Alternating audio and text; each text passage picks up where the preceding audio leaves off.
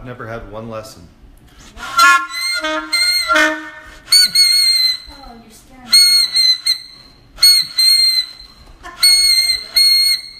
Seriously, never had one lesson. Anyway, I hope everybody's doing okay this evening. This is Sean. Thanks for popping in. Robert, how are you doing, man? Good to see you. Robert, of course it's horrible. I've never had one lesson. A shameless reference to Ferris Bueller. So look, first thing I want to do is congratulate everybody for making it through yet another week at work. It's Friday, ready for a good weekend. My Navy buddies, I'll see you guys next week out in Virginia. Looking forward to that. So let's take a moment, raise your glasses. Cheers to you guys for making it through another week. Melanie, how are you? Cheers. They hear you. It's okay. The facade's broken. I'm not really here. I'm a figment of your imagination. I'm sorry.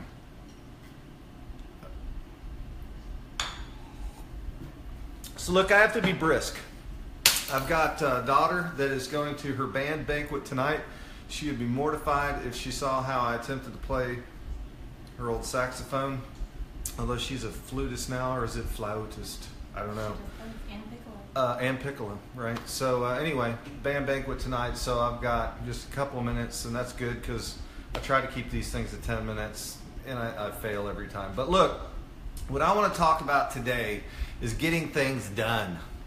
Getting things done. And hopefully you guys saw my post earlier today.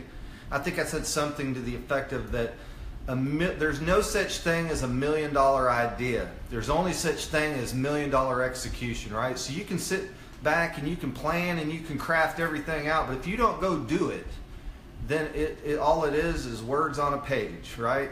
So the problem though is that it is easy to sit down and write down the ideas.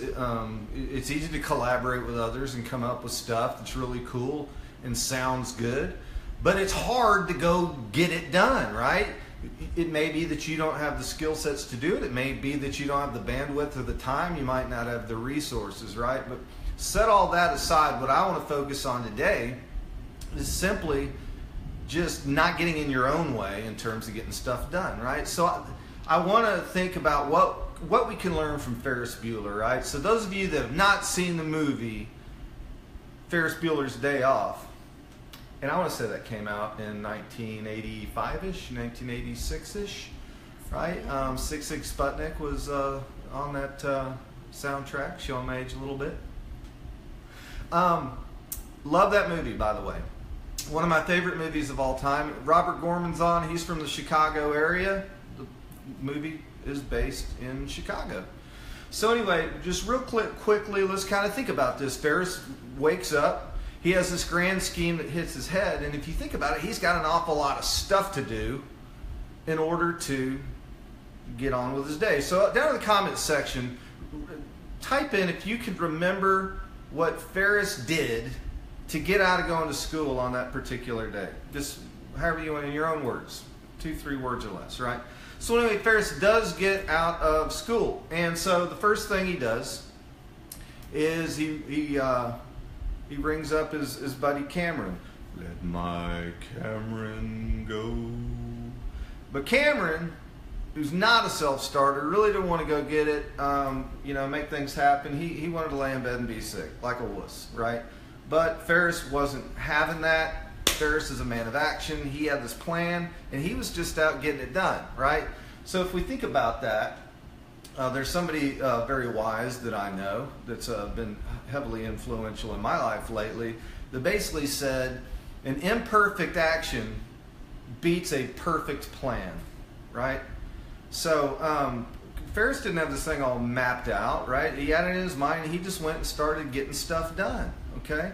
So then the next thing he did was he called and got Sloane Peterson, his girlfriend, out of school. He called and he fibbed to the principal. So that's how it is in their family. I love that scene. Dude, they hear you. No, not really. I apologize.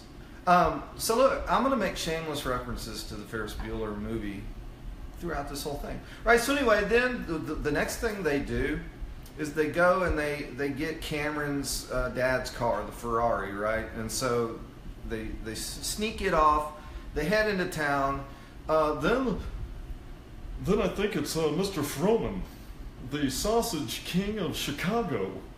And they go and they have lunch, right, at a real ritzy restaurant, and they steal Mr. Froman's reservations, right? And then the next thing they do is, I think they go and they hijack a parade or barge in on, not hijack, what's the word I'm looking for? They crash a parade, right? And, you know, I'm trying to think about that one for a minute. You know, I don't remember, but I neglected one of my favorite scenes was I forgot to say that Ferris took a shower. I recall Central Park in fall, how you tore your dress. What a mess, I confess. Donka Shane. Anyway, so then they go to the parade, right? And I think they're singing the Beatles. What was it? Tell you what, you guys tell me. Type down in the comments section what the song by the Beatles was that they were singing while he was on the float in the parade. Robert, you're way ahead of me, sir. The next thing they did was they hit a Cubs game, right? Absolutely. And Shake It Up, yeah. Twist and Shout, I think is the name of it. Although Shake It Up are some of the lyrics in there. Thank you, Robert. Robert's on his A game right now. It must be because he's from Chicago. So then the next thing they did, right, is I think they snuck into a pool of a neighbor. Maybe they snuck in. Maybe it was Sloan's house. I don't know. But they went swimming, and then you know, Cameron was at the bottom of the pool, and he faked out Ferris Bueller when he pulled him out, and then, you know, Sloan was like, I think that you might have seen me in my underwear, and Cameron was like, and Ferris was like, man, you were faking that the whole time. He goes, Ferris Bueller, you're my hero. So anyway, guys, a lot of stuff got done in a very short period of time, and there was no perfect plan, right? Ferris went out and he made that crap happen, right? So that's what I'm talking about. So how do we get in our own way, right? So sometimes I think we get analysis paralysis, or maybe we have problems saying no. Know when to say no, right? Know how to say no diplomatically, or know how to say maybe, or I'll get back to you, right? But what I think that you're going to find is a common thread of highly successful executives, leaders, business people that are successful in business, is they know how to manage their time. Let me say that again. The common ingredient of all successful business people, and I'd say not even business people, right? Successful people in general, they know how to manage their time. Time is your most precious commodity and resource, right? Because you can't buy it. You can't get it back. All you have is what's ahead of you, and you've got to maximize it and use it for its best. So right now, I've got about 6 minutes left before I got to go to a band banquet. What am I doing? Am I sitting around drinking Merlot? You're damn right I'm sitting around drinking Merlot. Cheers. Cheers. Boom. That just happened, y'all. So anyway, so what can we do? Well, look, I'm going to encourage everybody here, and my books are still in a box here. I think I've said that on past, but I went ahead and printed off the book cover. This is one of the best books that I've ever read. And it wasn't even one that I did voluntarily. I had a boss named Les Hoven when I worked at Devon Energy, and he had our entire team read this book, Getting Things Done, and there's a few guiding principles in there, right? So the one thing he talks about was know how to manage your time, know how to say no, pick what it is that you're all about, and then capture it. The second thing that he talks about is how do you capture that? Well, the biggest piece of advice about that was keep everything in one spot. Right? Have you ever met that person that they've got their planner, and then they've got their iPhone or their iPad, and then they've got like a yellow legal pad, and they're writing everything down on it? So the key is to have everything in one spot, and that comes down to preference, right? I don't care. Like, so for me, I'm guilty of breaking this rule, and I'm still working on fixing it. And somebody over here on the side was like, "You do that, dude." That's what popped in my head. They hear you. We got to work on creating the facade that I'm alone here at Fireside Chat. Yeah. I mean, when Bill O'Reilly, no, bad example. When Sean Hannity is, no, because people talking from side stage, whatever. So look, if you want to go high tech, right, I can't say enough about the iPad, right? And the cool thing about it is there's all kinds of apps that you can download, but at bare minimum, there's a calendar on here. And the cool thing about the calendar on here is that you can manage this bad boy and sync it to everything, right? So if you're like me, I can't show you my phone because I'm using it to do Facebook Live right now, but I can link my calendar to applications on my phone, right? So it shows up on the calendar on my phone. It'll also show up if I put a location in here. It'll sync to my mapping software, so then I just go into my calendar invite, boom, I hit the thing, and if I don't know how to get there, I don't waste time and I'm not late trying to figure out where I'm going, because boom, it's right there in my map, right? And if you're really slick, you got one of these iWatches, ching ching, even better, right? This thing will like buzz when it's time for you to make a turn. That way that you're not crashing looking at your phone going down the road, right? So those are all fantastic. Oh, and Siri will talk to you. She's like, hey, bro, you're about to take a left in about a half mile. And I'm like, thank you, Siri, because I might have driven right by it. But now I won't because you told me, and I got this little buzzer on my arm, so I'm not like, oh, just passed it. No, it's buzzing you like, you know, a couple hundred feet in front. Hey, Donise, how you doing? Great to see you. Thanks for being on.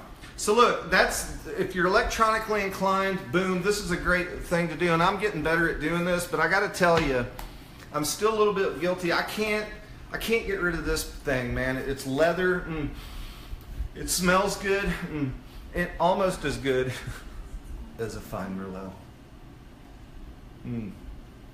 I'm in heaven right now. So anyway, look. This thing, I love this one, right? And it's called a weekly planner. It's by Daytimer. It's made in Canada, right? That's cool. I love Canadians. They make some in the U.S. as well, right? So we're bipartisan. But it's got your more overall. I'm gonna hold that up there, right? It's got your overall month that you can capture. But then you can go in day by day and do your day planner. And what's cool about this is that you can not only put appointments on here, but you've also got your action list for the day. And things that you get done, boom, you mark them off. And the things that you don't get done, you just bump them down a day, right? So it's all there. It's in one shot. So it's not just about where you need to be and when, but it's also about your action list and things that you need to get done. So boom, something falls on your plate, you got to get it done. Hey, I'm going to write it down in my planner, right? And they say that you got to do something like 7 times before it becomes a learned behavior. So you know what? There's 7 days in a week. I don't know if that counts, but look, I'm a huge fan of these, right? So if you don't, I know you can't read it. It's black and it's stamped. It's not printed, but if you want to know what the brand is, if you didn't catch that, shoot me a PM and we'll talk about that. So I've given you a lot of information, and finally, guys, it's just about, there's kind of a mental aspect of this, right? So nothing better to maintain your momentum than getting a few things done, right? So get some small wins is what I'd say. Don't bite off the big thing, or that might be the thing that derails you and then kind of pushes you into inaction, and you don't want that. That's bad. So pick a few small things, get some wins, get some momentum, get some stuff done, and that's kind of contagious, right? So that's important. But, you know, again, I'm going to show the book one more time. This guy, David Allen, right, Getting Things Done, what he talks about is and I talked about it yesterday, there's this little voice in the back of your head, right, and it talks to you. And sometimes it tells you positive stories, and sometimes it tells you negative stories. And if you listen to it, it can hijack you and alter your behavior in an unhealthy way. But what he talks about is that little voice is constantly weighing on you, that if you've got stuff that's going undone, you're not really sleeping properly, you're not really getting rest, you're not really having adequate focus. You may not realize it, but you're not, because your brain knows that there's these outstanding items hanging out there, right? So you might suffer a little bit from memory and maybe your focus on what you need to get things done. And I don't know, I may or may not know somebody that has something that can help with that, right? So if you deploy the tools, you read the book, you keep all your stuff in one place, don't overload on Merlot, and then maybe if you take some all-natural products that help your brain antioxidize it and with memory and focus, and guys, you're going to make Ferris Bueller look like a punk, straight up, yo.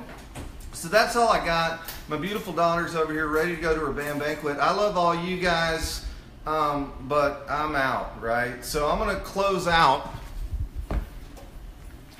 with a little song that in a matter of fact, this one I learned, and it's actually in the movie Ferris Bueller's Day Off. You guys have a great rest of your weekend. I'm out.